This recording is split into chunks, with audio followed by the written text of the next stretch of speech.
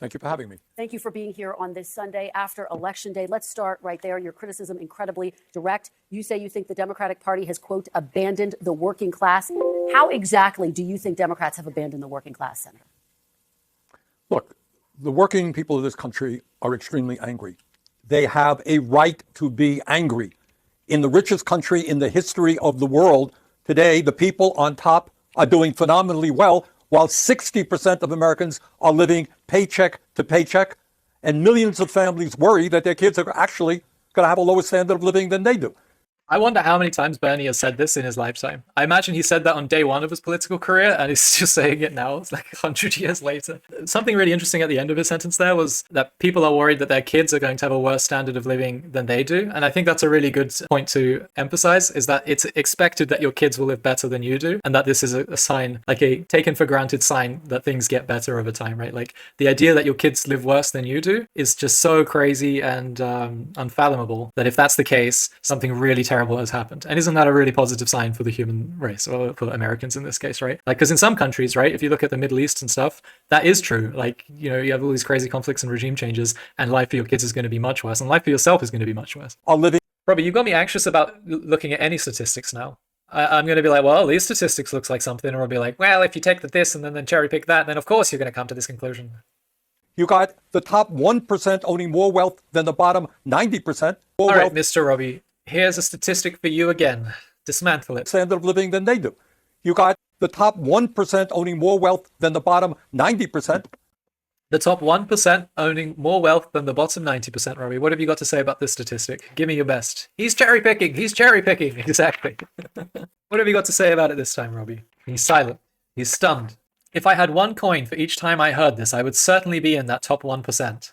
Is that in the USA or worldwide? It's in the USA. The only country that matters. Probably both. Well, yeah, maybe. Also, Bernie is genuinely like, there's some old people you'll see in the world that you think are smarter and faster and more got their wits about them than you. And it really just, you know, it's such a refreshing thing to see, and very hopeful for the future that I can be not completely decrepit. Can we not just have a dadgum graph to show exactly the distribution so we don't have to keep giving specific number examples? I'm open to a table or visual graph. Robbie, could you solve the world by creating this graph for us? I'm doing it in AI We Believe. Gemini, draw me a graph where the y-axis is the percentile of population and the x-axis is the wealth of the people in the percentile. That's so many numbers. Dumb it down or I won't pay attention. Spoken like a true American. Should we just trust AI? I think it's best we do. Continue without supporting us. Sorry, Baby Yoda. I'll blow it up for you guys. Click the virus link to find out. Thanks, Robbie. Bottom 5% negative wealth? That doesn't sound very good. The median is at $200,000. Top 1%, 13.67 million. So, Robbie, do you look at this and go, yeah, that's meritocracy? Especially the bottom 5% with negative wealth. So their merits, their value that they can provide a society is negative $10,000. Does that seem right to a meritocracy? Hello, I'm John. My value to the society is minus $10,000. No, not entirely. I would just hate erasing meritocracy for the benefit of smoothing out the graph. But I think that the main like easy win here is that you have, you know, like Epstein is a nice topical one, right? Like this is a guy that's was very, very wealthy, and a lot of his friends were very, very wealthy, and they got together and they did all the things that they did. Maybe I'll address these things later, but just to keep on topic, I won't mention that. And you're saying that these guys, or people are saying these guys are maybe not worth, their merits to the world are maybe not worth what they got. And then there's the question of obviously what they did with their wealth that they got through their meritocracy, even if the meritocratic powers, right? The fact that we don't really have anything, any checks and balances to stop people from doing what they did, and how, you know, even the governments seem involved in hiding and helping them out. And saying that this is a problem, the problem that people can get so rich and powerful. The Epstein thing is a failure of enforcing laws, not the bigger system. Well, the argument is that it's not a failure of enforcing laws if there are people powerful enough to stop that from happening. If their wealth allowed them to stop the laws from being enforced, then the problem isn't the fact that the laws aren't enforced, it's that they can actively stop it from happening, right? It's not like a big whoopsie, we wanted to catch them, but we didn't, and we knew about it, but we didn't do anything. It's more like they made it impossible for us to do anything, and we have individuals with power to do that, right? That will also happen in communism too, as in people being that powerful. Yeah, of course. And that's one of the main problems of communism, is that it led to a lot of corruption at the very highest levels, and there was no one to stop them from doing that. But not only do we have governmental powerful figures the president being able to get away with stuff. We just have average people, like civilians rather, with the power of political figures as well. So we've doubled at least our troubles, right? But yeah, my general point is that, yeah, like I'm not mad that people get rich and people that do really well in life are rewarded for it. It's just it gets to an absurd point that seems completely unhelpful to the world generally, and this topic couldn't come at a more relevant time because like we're seeing what a lot of the rich powerful people are doing in these files, the Epstein files, and it's not very reassuring. The American dream is one of working hard and getting rich so that you can live the life you want. It wasn't supposed to be so that you can get into some sort of pedo sex club where you can do crimes against humanity with your friends, right? Isn't that freedom though? Being so rich you can do whatever you want. I mean, that's definitely one perspective that you should be arrested for, that you can make, MF. Yeah. We're the only major country on earth not to guarantee health care to all of our people. 25% of our seniors are trying to live on $15,000 a year. 25% of our seniors are trying to live on $15,000 a year. 25% of the seniors are living on $15,000 or less a year. Yeah, that's not great, right? Like, it's supposed to be a country of wealth and prosperity, and you've got old people which like they don't have a way out of it, right? So like that's obviously very problematic. Maybe they should have just worked harder or invested better. XD. Oh goodness. Or less. We have the highest rate of childhood poverty of almost any major country on earth, and the gap between the people on top and everybody else is getting wider and wider. And then, Kristen, on top of all of that, we got a corrupt campaign finance system which allows billionaires to buy elections. So if you're an average worker out there, and you see what the problem there, Robbie, with meritocracy is where you can, get rich and then buy politicians and governance and make it so that you get more rich. You might argue that this is also an example of meritocracy, being able to bend politicians to your will. But at a certain point, it seems like maybe some dark arts shouldn't be rewarded in a society. Because you're like, oh, well, the brain surgeon's really good at brain surgery, so of course he should be paid more. But what about the manipulative psychopath that's able to manipulate government and threaten and intimidate, powerful people to do his bidding? That's also a skill, and you can be better or worse at that than another person. But perhaps it's not worth rewarding that behavior, right? So this is the other side of the meritocratic argument. My problem with capitalism is the problem of being able to go to infinity in plus, but only to zero in minus. Is Robbie trolling, or do they genuinely believe in the myth of meritocracy? I honestly can't tell, to be honest. Well, he can answer for himself, of course, but like the general idea is that like somebody that is very good at their job should be paid for somebody that is less good at their job, whether that's in the amounts of effort that they're putting in the job or because of their natural talents that allow them to do a better job. So I think that obviously, the myth of meritocracy, I feel like there's some truth to it, right? But when you say the myth of it, I think you mean, has that actually been what's happened, right? Is like the cartel leader that managed to like saw enough people in half to get super rich and do brutal things? Is he an example of meritocracy? And is he worth 10,000 times the net worth of a teacher that did very well at their job and tried very hard? Is this genuine meritocracy at work, or is it something else? That's the counter argument I think you're being met with, Robbie. By the way, if you're a genius manipulator, good for you. Is that true? Good for you? Robbie, so like the idea is, okay, so you have let me think of one that will tilt you so that will get the point across harder. Okay, here's a good one, but it's very game specific, Robbie. Say you have a top pro Dota player and he picked Puck mid, or some dumb hero that you think is easier to play and less finesse to play than whatever you like to play, and they work as much as you do, but you pick Night Stalker mid. Do you think that mid player should be worth 10 million times your net worth because they picked the better hero, right?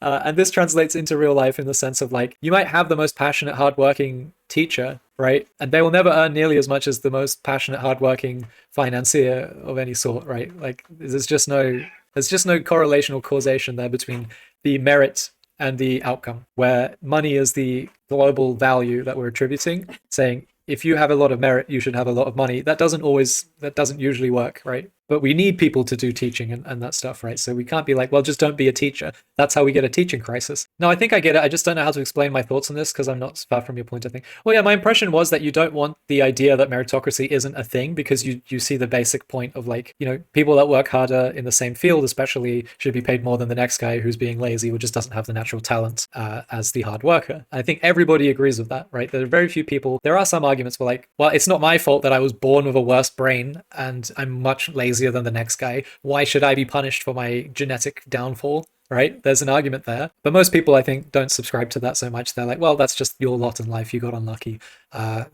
Einstein was a genius. You're a pleb. Einstein should get nice things, even if you work harder than him, right? Like, there's some argument there, but we don't need to get into it. I don't think that's where we're having a disagreement on anything. Unless we eradicate assholes, we just won't have a fair world. There is no system that can outweigh assholery. See, you actually said something that I'm going to bring up a lot on my streams. Where you say assholes, I say the 2 to 4% of the population that would be diagnosed as a psychopath, that those people cannot be fixed and cause so many problems for the world that the world needs to be at least aware that they exist. It's 2 to 4% of the world that would be, diagnosed with having no empathy for another person, which is the recipe for being an asshole, right? Where you are simply incapable of giving a shit about anyone other than yourself. You may not necessarily do anything terrible, like the word psychopath tends to make people think, but you're never going to do something that's morally good because you're incapable of doing that, right? Like, you're just clinically incapable of doing that. And these are the people that are like funneling into positions of power, the ones that cannot give a shit about anyone else. So I do see these people as a group of people that need to be shone a light on, need a light shone onto them. I don't want someone to have one with a lot of zeros, one gorillion more than someone else, just more. Yeah, I think there's also another portion of the population that has high tribalism traits. They're disgusted and have an aversion with things outside of the norm for them. I mean, this is generally a right-wing thing, right? To have a very strict hierarchy of how things are, who is in which place, and having your side and fighting for your side. There's something very human about this, but it's not like so ingrained that we are stuck in it. I don't know if there are people who are like clinically tribal and cannot ever think outside of this perspective. Having wealth in the hundreds of millions plus is just cosplaying a dragon as well. No matter if you're a psycho or not, anyone doing it is evil in my eyes. Luckily, I live in Sweden and can just be upset about the world while tending to my garden. We had a whole discussion on like the Scandinavian countries and how they got there through maybe exploitation and dark deeds. But I think of you thriving when I think of just the average Swedish person that doesn't agree with anything like this and is just tending to his garden. Is Bill Gates evil? Oh, 1 second. I've got the perfect clip for this. Emily showed me this. So I don't know about, like, it's not necessarily that if you're a billionaire, you have to be a complete piece of shit human being. I don't think that's necessarily true. And I was hoping out that Bill Gates was the one. He was the geeky, nerdy guy that was, supposedly very intelligent. He came up with something that was, life-changing, humanity-changing. He was a good guy. And I was like, at least we've got Bill Gates, right? He's the one. He got into trouble in the Epstein files. Supposedly he had sex with a Russian prostitute who gave him an STI. And then Bill Gates had to ask Epstein for antibiotics to sneak into his wife's food? Yeah, I think it was food. So he was like doping his wife with antibiotics so that she wouldn't find out that he'd given her an STI that he got from a Russian prostitute. And I was saying to Emily how this is basically like, this is now a good thing. The idea that you have a billionaire that cheats on his wife with a prostitute and gives her an STI. Now that's like a good thing to hear because at least it means he's not into kids or anything even worse than that. We don't know the prostitute's age, Emily's saying. I think if she was supposed to be underage, that would have been a detail that was mentioned. But like, it's like now it's like a sigh of, he just cheats on his wife with prostitutes. Thank God, right? Like, this is now where we're at with billionaires. Good people don't become billionaires. Well, the idea is you become a billionaire because you can use that wealth to do something good. And Gates was always the one that's, like, philanthropic and giving out a lot of money, funding a lot of good research. I think it was something like 90% or some shit of research into aging was from like the Bill Gates Foundation. So, the idea is you can easily justify yourself to be a good person and a billionaire by the idea that you got very rich because now that money is in your hands instead of the next guy who is going to use the money for bad things, right? But then I saw this, right? And it's very subtle, but how else can you interpret this, right? It was reported at that time that you had a number of meetings with Jeffrey Epstein, who, when you met him 10 years ago, he was convicted of soliciting prostitution from minors. What did you know about him when you were meeting with him, as you've said yourself, in the hopes of raising money? I had dinners with him. I regret doing that. He had relationships with people he said, would give to global health, which is a interest I have. Not nearly enough philanthropy goes in that direction. Those meetings. So just keep in mind that he's always talking about philanthropy. Like, his idea is to just paint himself as the philanthropist. I'm rich because I want to help the world. And I think this is a very tempting, enticing concept that you can buy into, right? Like, that's what everyone, like anyone in chat's like, well, if I had $1 billion all of a sudden, I would use it to do good, right? And that's the best way to paint yourself as a billionaire, obviously. Were a mistake. They didn't result in what he purported, and I cut them off. That goes back a long time ago now. So there's nothing new on that. It was reported that you continue to meet with him over several years, and that, in other words, he shakes his head, but they all say that. And then there's a bunch of correspondence where they've been like emailing him like every few months, right? Like, I wish I could trust his head shake there, where it's like, well, you said that you were messaging. He's like, not me. the number of meetings. What did you do when you found out about his background? Well, and, I've said I regretted having those dinners, and there's absolutely nothing new on that.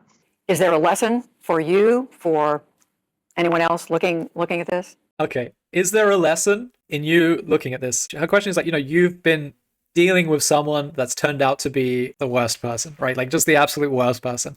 What's the lesson? What do you say, Bill? For you, for anyone else looking at this? Well, he's dead, so Oh, he gets me every time. What's the lesson, Bill? You've been having dinners with a pedophile trafficking Satan character. What's the lesson? He's dead. in general, you always have to be careful. You always have to be careful, right? So you fuck with Bill, you end up dead. That's all I'm hearing. What else does he mean by this, right? Bill, what have you learned? What can you tell us about this, right? Like, you had dinners with someone you shouldn't have. What's the lesson? He's like, well, he's dead now, so don't come at Bill with any problems. You can have the nice Bill that gives donations to your charity, or you can have the kill Bill, right? That just takes you to the gates of heaven. Jesus Christ. All he learned is to hide it better next time. And I think all he's saying is don't get caught. If you're a bad person that's dealt with Bill, make sure you don't get caught and make sure they don't know you've dealt with Bill. Jesus. I'm very proud of what we've done in philanthropy. I'm very proud of what we've done with philanthropy. This is literally, you can get the carrot or the stick. You get the lead or the payment. It's plata or plomo. It's a cartel classic, right? He's over talking the topic he doesn't want to answer. I don't know. It just seems like he's being very furtive with his hands, being kind of anxious. And then they're like, what's the lesson? He's like, he's dead. So, Jesus. I wasn't ready. Who's this little guy? Badger doesn't have any thoughts about any of this. His name's Badger. Oh, such a weird looking dog. Cute cat. That's what you're supposed to say, MF. Not such a weird looking dog. Yeah, I don't know. So I don't even trust Bill anymore. He was my last one. Does anybody know a nice billionaire? Because I thought it was Bill, and he's Plato or Plumber. Yeah, and Robbie, I said kill Bill. I also said gates of heaven or gates of hell in case of Epstein. There will be puns. He's dead, so money well spent. Am I right?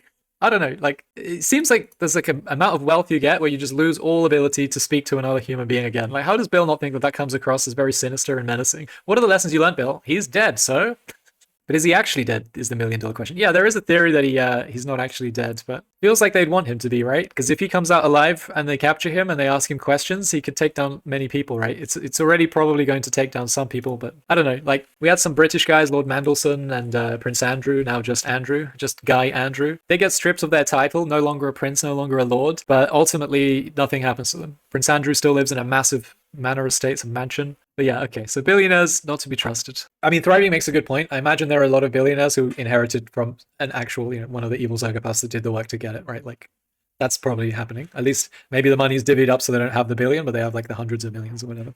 So yeah, Thriving says, only excuse is if you inherit $1 billion and have 5 IQ sitting around drooling. We'll make it to the end of the bed. Saying, hey, I'm working longer and longer hours, going nowhere in a hurry, worried about my kids, and yet the people on top have never had it so good. Where is the Democratic Party? Are they prepared to stand up to these powerful corporate interests, raise the minimum wage, fight for health care for all people, make sure that all of our kids get the quality education that they need, expand social... Hold on. So Letra says, if you believe, talking about how Epstein may be alive still, faking his own death to get out of all of this trouble, I think the main counter-argument is if you could believe that he has the power to get, like, to be in custody, like to be in prison, and then get himself out of that situation by buying off and controlling enough people to fake his own death, then the main argument would be, why would he not have had the power to not be arrested and convicted in the first place, right? Like, if you have so much power that you could fake your own death, convince the entire world and like the prison system and everyone involved, not a single person was able to speak to this great Houdini that you do with your own life. Like, why didn't he just stop himself from being arrested in the first place, from being put in prison in the first place? Like, if you have that much power, why go through the trouble of being in prison, causing this whole ruckus of everyone getting nervous around the world just to be faking your own death and stuff? So I'm not really subscribing to that theory that he did this, but maybe, it's still possible that, like, he didn't want to go through the effort of stopping himself from being convicted and put in prison, and then had a change of heart and was like, actually, yeah, I'm out, let's fake my own death, kind of thing. I think he didn't commit suicide, but he's most likely dead. Yeah, I agree. Don't you do it? Are they prepared to do those things? That's the issue that we have to address. Well, as you know, your statement was met with some sharp reaction as well. This is what Speaker Emerita Nancy Pelosi had to say. Take a look. I'll get your reaction on the other side. Bernie Sanders has not won. Let me, with all due respect, and I have a great deal of respect for him, but I don't respect him saying that the Democratic Party has abandoned the working class families. Senator, how do you respond to Nancy Pelosi? Well, Nancy's a friend of mine, and we've worked together on many issues. But here is the reality. I have to say to Nancy, in the Senate in the last 2 years, we have not even brought forth legislation to raise the minimum wage to a living wage, despite the fact that some 20 million people in this country are working for less than $15 an hour.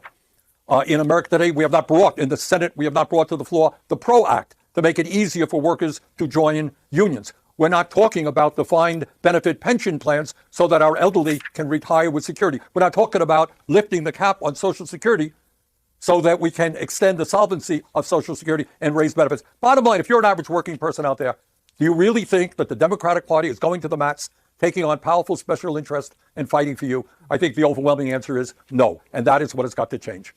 Senator, let me zoom out and just ask you about these results. You've heard some of the reaction throughout the Democratic Party. How much do you personally blame President Biden for this loss? Robbie says the 20 million of people earning $15 or less is definitely not the average. His words are incongruent. In the Senate in the last 2 years, we have not even brought forth legislation to raise the minimum wage to a living wage, despite the fact that some 20 million people in this country are working for less than $15 an hour. So what's your issue with this, Robbie? He simply stated that 20 million people are earning less than $15 an hour. He didn't state that that's the average. I see. Okay. You're saying it's misleading to lead with 20 million people are earning less than $15 an hour, and then to say, and that means the Democratic Party isn't looking after the average worker. In America today, we have not brought, in the Senate, we have not brought to the floor the PRO Act to make it easier for workers to join unions. We're not talking about the Okay, so the PRO Act that makes it easier to join unions, that would affect all workers, the average worker? defined benefit pension plans so that our elderly can retire with security. We're not talking about lifting the cap on Social Security so that we can extend the solvency of Social Security and raise benefits. Bottom line, if you're an average working person. Okay, so he mentioned 4 things. The first thing you say isn't referencing the average worker. It's only referencing 20 million. Out there, do you really think that the Democratic Party is going to the mats, taking on powerful special interests and fighting for you? I think the overwhelming answer is no. And that Yeah, I mean, the main point he's making is that there's traditionally a party that is willing to kind of rein in the 1% very rich, powerful people to the benefit of the other people. And the 20 million obviously is the absolute biggest people that get fucked because they're getting less than $15 an hour. That's not the average person, but they're obviously part of that. And, you know, we're talking about helping out the average person against, it's us against them, whether them is the 1%, right? He's saying if you're the average worker, the Democrats are not looking out for you, but he was talking about the bottom 10% before, fear-mongering. True, although of course it's only one of the 4 things he mentioned before making that overall statement. And when you make an overall statement like that, it's like, you know, if you look at the very worst case, they're getting super fucked, and then you look at the other 3 things that I said that would affect the average worker, then so for the average worker this is happening. Like, it's not like a terrible misleading thing. It's not peak accuracy or peak true. His statement is slightly incorrect there in that he uses 1 point to reference the average when it wasn't the average, but like, this is ad lib live on a news thing. It's not like a script that he's reading off, so I think it's pretty fair. is what has got to change. Senator, let me zoom out and just ask you about these results. You've heard some of the reaction throughout the Democratic Party. How much do you personally blame President Biden for this loss? President Biden, when he came into office, said, I'm sure he has about 50 years of experience in twisting statements slightly to favor him. 100%. I mean, he wouldn't be a good politician if he didn't do that. Yeah. Like every other politician, this isn't even remotely close to every other politician, Robbie. You watch other politicians, they will literally just make a number up and say that's the truth, and you should believe them. Like in terms of US politicians, I think, yeah, from a European perspective, you might look at Bernie and be like, oh, that's a bit suspicious. In terms of US politicians, I think this is as good as it gets. But, you know, the other way he could have said it, or he should have said it perhaps, is 20 million people are earning less than $15 an hour. Why isn't there a party that says we should make it slightly higher for you, 20 million? That should at least guarantee 20 million votes for that party. Why isn't the party that's supposed to be doing that suggesting this idea, right? From a purely let's win the election perspective, why can't we just say that, right? Why can't we just accept that we could easily get 20 million people on our side with this very simple policy? That's what the Democrats are supposed to do. Maybe they're already on their side. That's true. Even more cynically, Robbie, let me just check chat hasn't said it so it doesn't look like I'm just copying chat. Yeah, even more cynically is the idea that the reason why the Democrats wouldn't be pandering to the 20 million of people that would really benefit from raising the minimum wage to above what they're earning is that they don't vote, right? Like the amount of, there's always a huge amount of people that don't bother voting at all. And so the political system is incited to not care for what they want. It's the same with students, right? Students like 18-year-olds and above in many countries, even though they can vote, they don't. And getting like young people to actually vote has been difficult. That has been changing over times. I think Corbyn in the UK created a very huge change in the fact that he got young people to finally start voting. voting. I mean, I think people will say, oh yeah, but university students are extremely politically active, and that's true, but not every 18-year-old goes to university or gives a shit, right? The ones that don't go to university don't vote. Australia has mandatory voting, but they still don't care about students. I didn't know that. Australia has mandatory voting, shit. And yeah, Brandon, you called me out for saying good politician. Bit of an oxymoron, but like an effective politician. Even if what you're saying is the right thing and a good thing to promote, you still need to do it in an effective manner. He was doing that. Why does America not have Medicare for all? Oh yeah, Shik is saying he twists the truth to reach his political goals. One of his main goals is Medicare for all. I mean, pretty much all of his goals haven't been met in the USA. I don't think there's any doubt that Bernie Sanders is a good politician. I think, he is very good at, speaking what he wants to say in a popular and understandable way. That's not enough. Yeah. But Robbie's saying he's incompetent. I don't think that's true. He's not enough of a manipulator. That's a strange point, right? Because you get to the point where if you're too good of a manipulator, people start calling you out. I guess you would say, well, you need to be even better than that so they don't call you out, in which case I think he's doing a great job, because I would say he's not very manipulative. He just seems to say what he believes in and leaves it on the table. Maybe it's simply too hard to do. That's probably the one. Infinite more reasons. Yeah. Bernie's one of the few politicians that get non-voters to the ballot office. Yeah, and I think it's often people like that, especially Bernie, who's been doing it for so long, but like somebody that's been strong on his ideals and his statements for centuries, it feels like. Same with Corbyn. Like, they're very paralleled, Corbyn and Bernie. Jeremy Corbyn, that is, in the UK, where they've been in their one seat forever. Everybody always votes them in. They always say the same thing, and life goes on. And when you look at someone like that, you genuinely can see a person that at least has dedicated his life to saying the same thing and believing in the same thing. And even if you're not a political person, you can kind of respect that and say, well, maybe I should go and vote because there's this guy that's dedicated his whole life to doing this, and it seems to be a good message, right? So definitely a big parallel with Jeremy Corbyn there. Except Jeremy Corbyn has the downfall where, he was talking to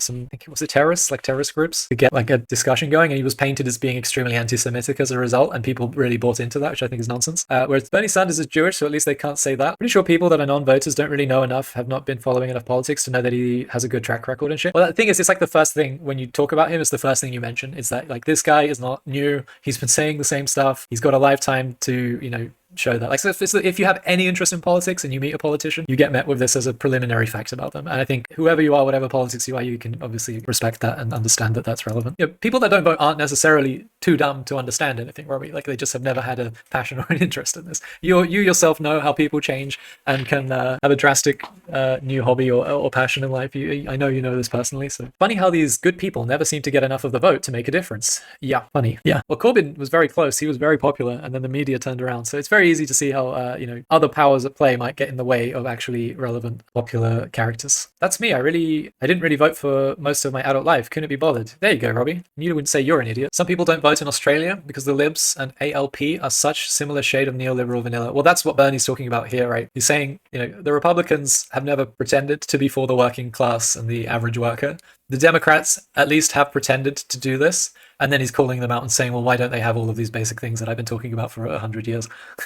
A lot of people are busy with their work and paying their bills. It makes it tough to commit the time and mental capacity to evaluate what politicians are actually doing, sadly leading to a lot of people not voting or voting based on sound bites. Yeah, exactly. And I think that's why Brexit was an incredible example of this. Well, all of a sudden we have this popular one-issue topic that the whole country needs to get behind and try and understand. And people that had never really cared about politics all of a sudden wanted to vote in something, and they didn't have any real understanding of how to get their information. And the result of that was a lot of misinformation that people gobbled up and voted using. And then we ended up with the vote that we got. So yeah, I definitely agree with that. It's also depressing. Like, as I say, I've gone through periods where I'm completely 0% involved in politics because it's so aggravating. It's an extra stress on your life that you take upon yourself, right? So I understand people entirely when they say, no, I'm just not bothered. I'm going to live my life. Just, that's fine. Whatever happens, happens. I'll just live my life. Is that why you voted for Brexit? I was a victim of misinformation, Emma Saram.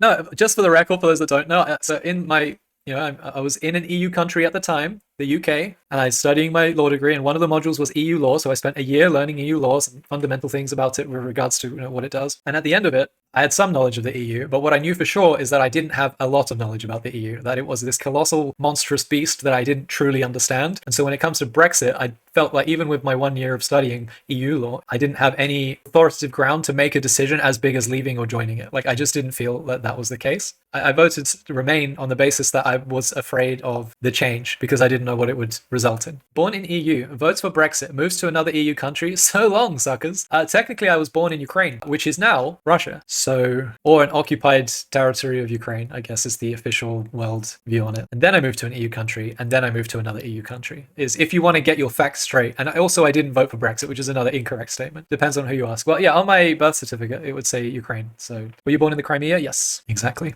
Exactamundo. But I don't know Ukrainian, I only know Russian. And I wasn't shocked when there was a referendum and they voted to become Russian. Whether or not you want to say the referendum was unfair or anything, like I personally wasn't shocked because everything was in Russian, everyone spoke Russian that I knew, and then it became Russian. I wasn't shocked. We cannot verify that you didn't vote for Brexit, but we can verify where you were born, conveniently for you. That's right. Or you can just trust your friend, Robbie, right? There's something called trust, okay? Prisoner's dilemma, be gone. Be damned. Ukraine is an infinite money glitch for NATO war industries. Well, that's another depressing topic I'm sure we'll cover. The idea of war as an industry that needs to be, the fire needs to be stoked so we can keep selling weapons, etc.